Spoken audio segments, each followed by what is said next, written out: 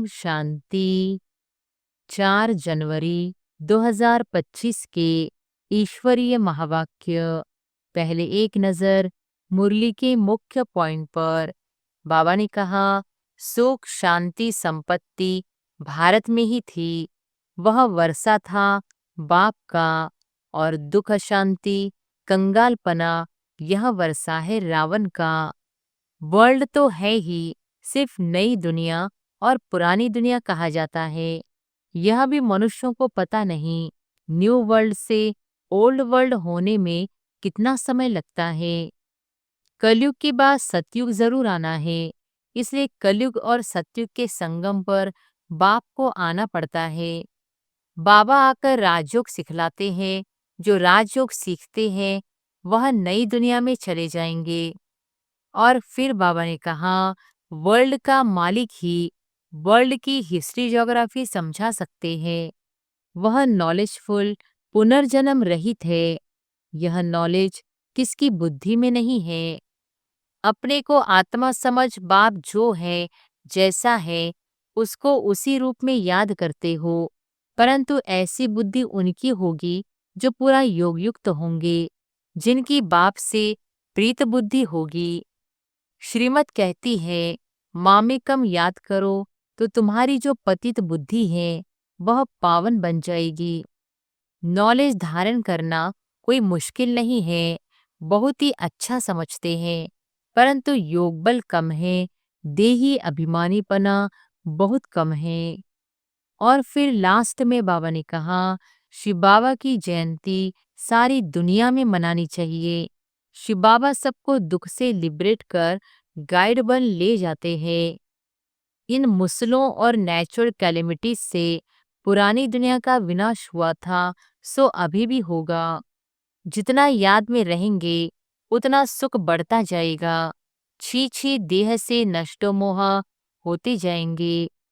मीठे बच्चे, ट्रस्टी बनकर रहो तो ममत्व मिट जाए, परंतु ट्रस्टी बनना मासी का घर नहीं है।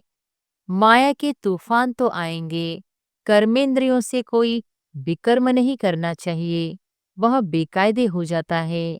और अब सुनते हैं महावाक्यों को विस्तार से। मुरली का सार। मीठे बच्चे, तुम अशरीरी बन जब बाप को याद करते हो तो तुम्हारे लिए यह दुनिया ही खत्म हो जाती है। देह और दुनिया भूली हुई है। प्रश्न है, बाप द्वारा सभी बच्चों को ज्ञान का तीसरा नेत्र क्यों मिला है? उत्तर है, अपने को आत्मा समझ बाप जो है जैसा है उसी रूप में याद करने के लिए तीसरा नेत्र मिला है। परंतु यह तीसरा नेत्र काम तब करता है जब पूरा योग युक्त रहे, अर्थात एक बाप से सच्ची प्रीत हो, किसी के नाम रूप में लटके हुए न हो। माया प्रीत रखने में ही विघ्न डालती है, इसी में बच्चे धोखा खाते हैं। गीत है, मरना तेरी गली में, जीना तेरी गली में। ओम शांति। सिवाय तुम ब्राह्मण बच्चों के इस गीत का अर्थ कोई समझ न सके। जैसे वेद शास्त्र आदि बनाए हैं, परंतु जो कुछ पढ़ते हैं उसका अर्थ नहीं समझ सकते। इसलिए बाप कहते हैं, मैं ब्रह्मा मुख द्वारा सब वेदों शास्त्रों का सार समझाता हूँ। वैसे ही इन गीतों का अर्थ भी कोई समझ नहीं सकते। बाप ही इनका अर्थ बताते हैं। आत्मा जब शरीर से न्यारी हो जाती है तो दुनिया से सारा संबंध टूट जाता है। गीत भी कहता है, अपने को आत्मा समझ अशरीरी बन बाप को याद करो तो यह दुनिया खत्म हो जाती है। यह शरीर इस पृथ्वी पर है, आत्मा इनसे निकल जाती है तो फिर उस समय उनके लिए मनुष्य सृष्टि है नहीं। आत्मा नंगी बन जाती है। फिर जब शरीर में आती है तो पाठ शुरू होता है। फिर एक शरीर छोड़ दूसरे में जाकर प्रवेश करती है।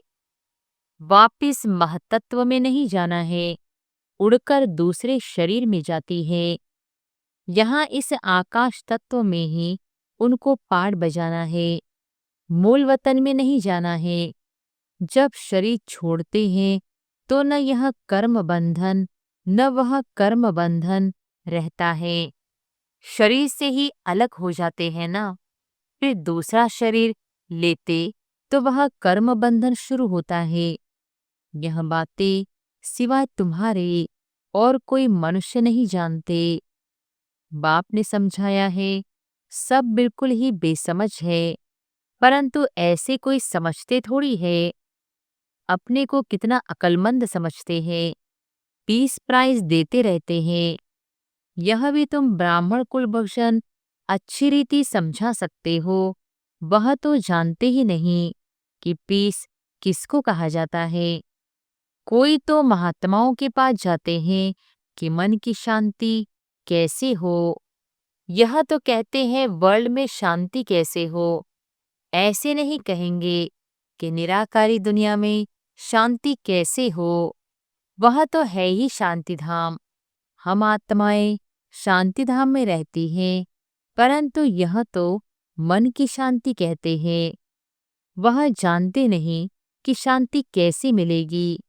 शांति धाम तो अपना घर है, यहाँ शांति कैसे मिल सकती।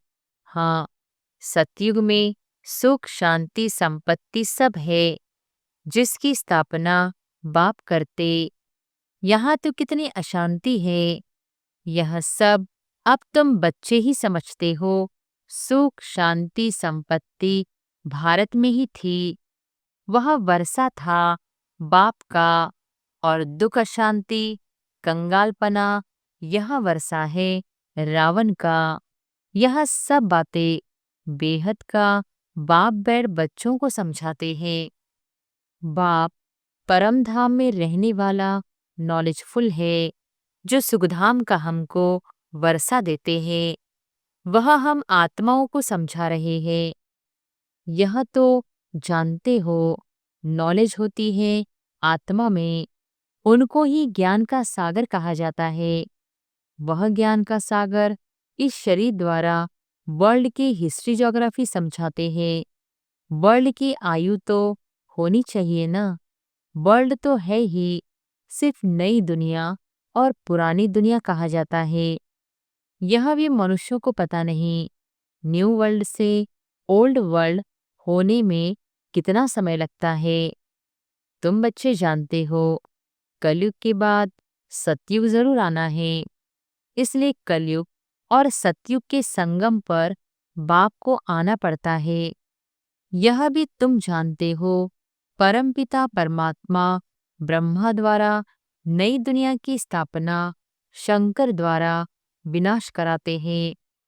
त्रिमूर्ति का अर्थ ही यह है, स्थापना विनाश पालना। यह तो कॉमन बात है, परंतु यह बातें तुम बच्चे भूल जाते हो। नहीं तो तुमको खुशी बहुत रहे, निरंतर याद रहनी चाहिए। बाबा हमको अब नई दुनिया के लिए लायक बना रहे हैं। तुम भारतवासी ही लायक बनते हो और कोई नहीं। हाँ, जो और धर्मों में कन्वर्ट हो गए हैं वह आ सकते हैं, फिर इसमें कन्वर्ट हो जाएंगे जैसे उसमें हुए थे। यह सारी नॉलेज तुम्हारी बुद्धि में है, मनुष्यों को समझाना है। यह पुरानी दुनिया अब बदलती है। महाभारत लड़ाई भी जरूर लगनी है। इस समय ही बाबा आकर राजयोग सिखलाते हैं। जो राजयोग सीखते हैं वह नई दुनिया में चले जाएंगे। तुम सबको समझा सकते हो कि ऊंचते ऊंच हैं भगवान, फिर ब्रह्मा विष्णु शंकर, फिर आओ यहाँ। मुख्य है जगदम्बा जगत पिता। बाप आते भी यहाँ है, ब्रह्मा के तन में। प्रजापिता ब्रह्मा तो यहाँ है ना। ब्रह्मा द्वारा स्थापना सूक्ष्म वतन में तो नहीं होगी ना, यहाँ ही होती है। यह व्यक्त से अव्यक्त बन जाते हैं। यह राजयोग सीख फिर विष्णु के दो रूप बनते हैं। वर्ल्ड की हिस्ट्री ज्योग्राफी समझनी चाहिए ना। मनुष्य ही समझेंगे। वर्ल्ड का मालिक ही वर्ल्ड की हिस्ट्री ज्योग्राफी समझा सकते हैं। वह नॉलेजफुल पुनर्जन्म रहित है। यह नॉलेज किसकी बुद्धि में नहीं है। परखने की भी बुद्धि चाहिए ना। कुछ बुद्धि में बैठता है या ऐसे ही है, नब्ज देखनी चाहिए। एक अजमल खां नामी ग्रामी वैद होकर गया है। कहते हैं देखने से ही उनको बीमारी का पता पड़ जाता था। अब तुम बच्चों को भी समझना चाहिए कि यह लायक है या नहीं। बाप ने बच्चों को ज्ञान का तीसरा नेत्र दिया है, जिससे तुम अपने को आत्मा समझ बाप जो है जैसा है उसको उसी रूप में याद करते हो। परंतु ऐसी बुद्धि उनकी होगी जो पूरा योग युक्त होंगे, जिनकी बाप से प्रीत बुद्धि होगी। सब तो नहीं है ना, एक दो के नाम रूप में लटक पड़ते हैं। बाप कहते हैं प्रीत तो मेरे साथ लगाओ ना।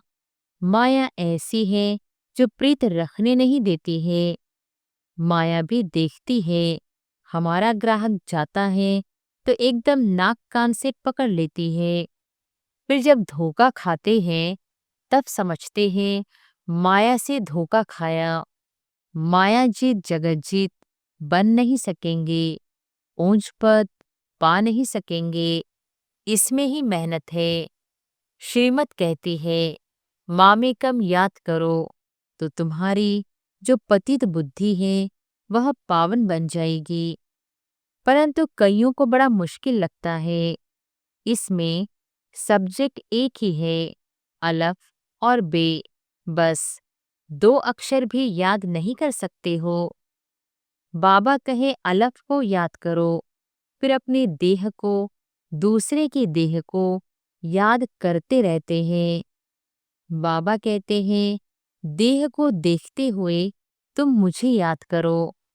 आत्मा को अब तीसरा नेत्र मिला है मुझे देखने समझने का, उससे काम लो।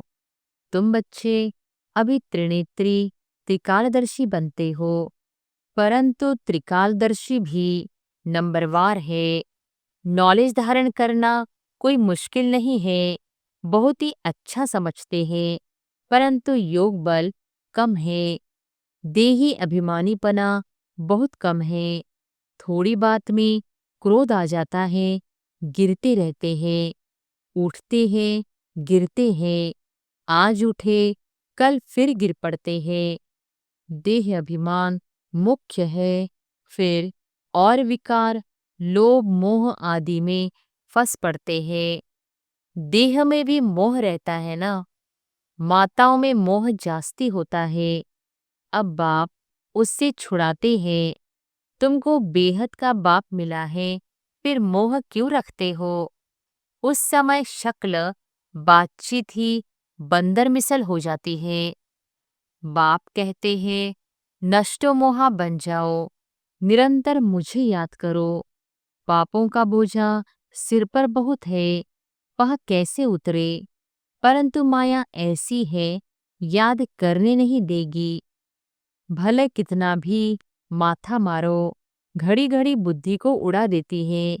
कितनी कोशिश करते हैं हम मोस्ट बिलवेड बाबा की ही महिमा करते रहे। बाबा बस आपके पास आए कि आए, परंतु फिर भूल जाते हैं। बुद्धि और तरफ चली जाती है।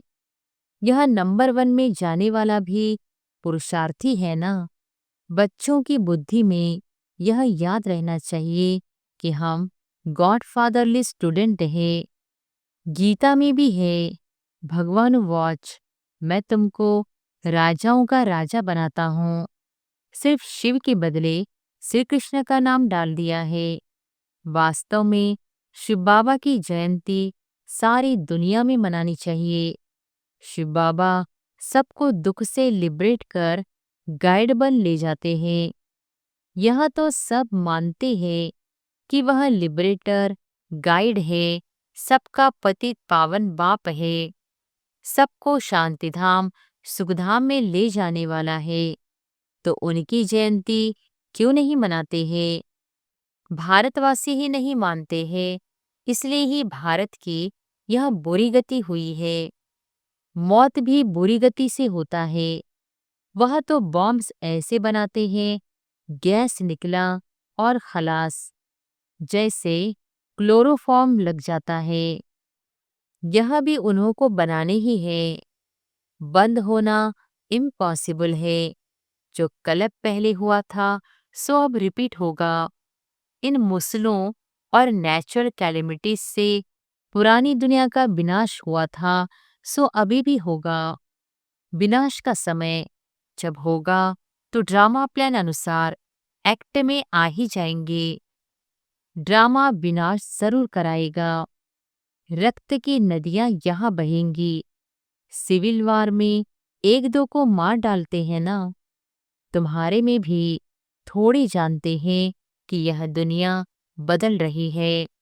अब हम जाते हैं सुखधाम। तो सदैव ज्ञान के अतीन्द्रिय सुख में रहना चाहिए। जितना याद में रहेंगे उतना सुख बढ़ता जाएगा। छी छी देह से नष्टो मोहा होते जाएंगे। बाप सिर्फ कहते हैं अलफ को याद करो तो बे बादशाही तुम्हारी है। सेक्टर में बादशाही। बादशाह को बच्चा हुआ तो गोया बच्चा बादशाह बनाना। तो बाप कहते हैं मुझे याद करते रहो और चक्र को याद करो तो चक्रवर्ती महाराजा बनेंगे। इसलिए गाया जाता है सेकंड में जीवन मुक्ति, सेकंड में बेगर टू प्रिंस। कितना अच्छा है। तो श्रीमत पर अच्छी रीति चलना चाहिए। कदम कदम पर राय लेनी होती है। बाप समझाते हैं मीठे बच्चे ट्रस्टी बनकर रहो तो ममत्व मिट जाए। परंतु ट्रस्टी बनना मासी का घर नहीं है। यह खुद ट्रस्टी बने हैं। बच्चों को भी ट्रस्टी बनाते हैं। यह कुछ भी लेते हैं क्या? कहते हैं तुम ट्रस्टी हो, संभालो। ट्रस्टी बने तो फिर ममत्व मिट जाता है। कहते भी हैं ईश्वर का सब कुछ दिया हुआ है, फिर कुछ नुकसान पड़ता है या कोई मर जाता है तो बीमार हो पड़ते हैं। मिलता है तो खुशी होती है। जबकि कहते हो ईश्वर का दिया हुआ है तो फिर मरने पर रोने की क्या दरकार है। परंतु माया कम नहीं है। मासी का घर थोड़ी है। इस समय बाप कहते हैं तुमने हमको बुलाया है कि इस पतित दुनिया में हम नहीं रहना चाहते हैं। हमको पावन दुनिया में ले चलो, साथ ले चलो। परंतु इसका अर्थ भी समझते नहीं। पतित पावन आएगा तो जरूर शरीर खत्म होंगे ना, तब तो आत्माओं को ले जाएंगे। तो ऐसे बाप के साथ प्रीत बुद्धि होनी चाहिए। एक से ही लव रखना है, उनको ही याद करना है। माया के तूफान तो आएंगे। कर्मेंद्रियों से कोई विकर्म नहीं करना चाहिए, वह बेकायदे हो जाता है। बाप कहते हैं मैं आकर इस शरीर का आधार लेता हूँ। यह इनका शरीर है ना। तुमको याद बाप को करना है। तुम जानते हो ब्रह्मा भी बाबा, शिव भी बाबा है। विष्णु और शंकर को बाबा नहीं कहेंगे। शिव है निराकार बाप, प्रजापिता ब्रह्मा है साकारी बाप। अब तुम साकार द्वारा निराकार बाप से वर्षा ले रहे हो। दादा इनमें प्रवेश करते हैं तब कहते हैं दादे का वर्षा बाप द्वारा हम लेते हैं। दादा ग्रैंडफादर है निराकार, बाप है साकार। यह वंडरफुल नई बातें हैं ना। त्रिमूर्ति दिखाते हैं परंतु समझते नहीं। शिव को उड़ा दिया है। बाप कितनी अच्छी अच्छी बातें समझाते हैं तो खुशी रहनी चाहिए। हम स्टूडेंट हैं। बाबा हमारा बाप, टीचर, सदगुरु है। अभी तुम वर्ल्ड की हिस्ट्री ज्योग्राफी बेहद के बाप से सुन रहे हो, फिर औरों को सुनाते हो। यह 5000 वर्ष का चक्र है। कॉलेज के बच्चों को वर्ल्ड की हिस्ट्री ज्योग्राफी समझानी चाहिए। 84 जन्मों की सीढ़ी क्या है? भारत की चढ़ती कला और उतरती कला कैसे होती है, यह समझाना है। सेकंड में भारत स्वर्ग बन जाता है, फिर 84 जन्मों में भारत नरक बनता है। यह तो बहुत ही सहज समझने की बात है। भारत गोल्डन एज से आयरन एज में कैसे आया है, यह तो भारतवासियों को समझाना चाहिए। टीचर्स को भी समझाना चाहिए।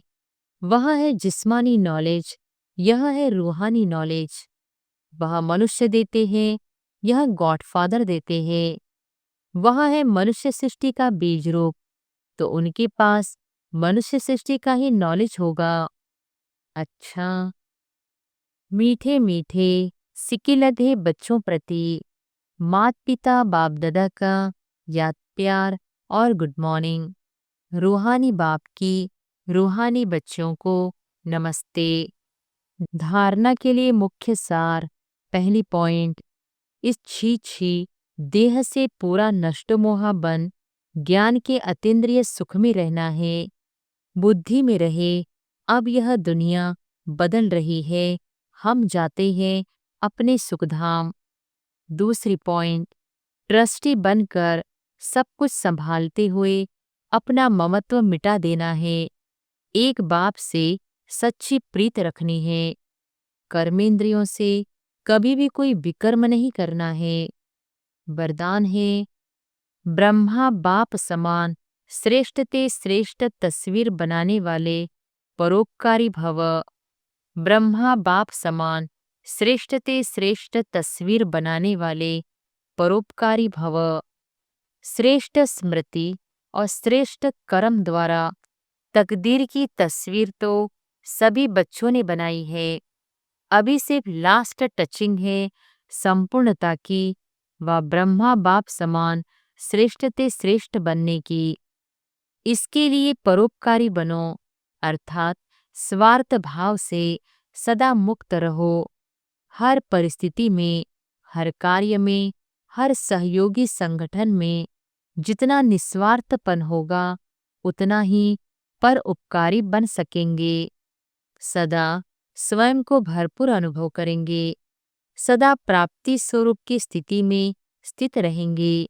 स्व के प्रति कुछ भी स्वीकार नहीं करेंगे। स्लोगन है, सर्वस्व त्यागी बनने से ही सरलता व सहनशीलता का गुण आएगा। अपने शक्तिशाली मनसा द्वारा सकाश देने की सेवा करो।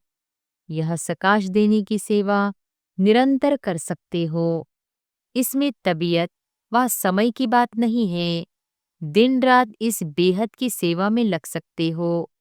जैसे ब्रह्मा बाप को देखा, रात को भी आंख खोली और बेहद की सकाश देने की सेवा होती रही।